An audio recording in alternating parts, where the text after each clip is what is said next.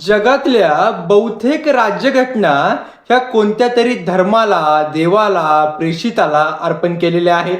मात्र भारताची राज्यघटना ही आम्ही भारताचे लोक म्हणून आपल्या स्वतःलाच अर्पण केली आहे.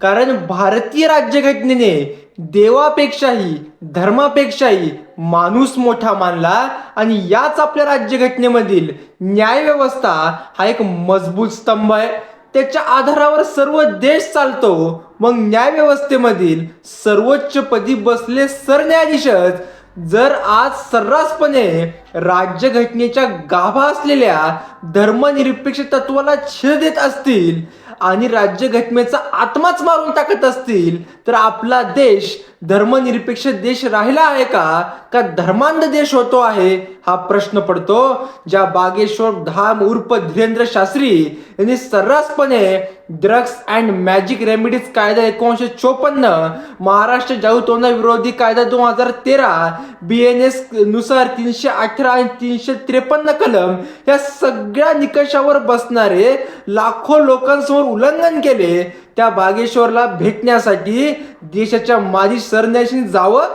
जे सरन्यायाधीश स्वतः विश्वरत्न डॉक्टर बाबासाहेब आंबेडकरांच्या विचारांचा वारसा सांगतात. सरन्यायाधीशांचे वडील रासू गवई हे बाबासाहेबांचे अनुयायी होते. तर दुसरीकडे माजी सरन्यायाधीश DY चंद्रचूड पंतप्रधान सोबत गणपतीची आरती करतात.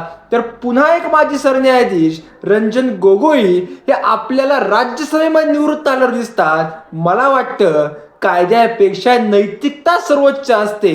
ज्या सरन्यायाधीशांकडे राज्यघटनेचा अर्थ लावण्याची जबाबदारी आहे, राज्यघटनेचा मार्गदर्शक तत्वामध्ये सांगितलंय की वैज्ञानिक दृष्टिकोन विकसित करा, ती जबाबदारी आहे. आणि तेच जर धर्मनिरपेक्ष अशा पद्धतीचं वर्तन होत नसतील, धर्मांध वर्तन होत असेल, तर कायद्याचा विद्यार्थी म्हणून खरंच खूप वाईट वाटतंय की बाबासाहेबांनी दिलेल्या भारतीय राज्यघटनेच्या आत्म्याला धक्का लागतोय, संविधान वाट कुठेतरी संपतोय.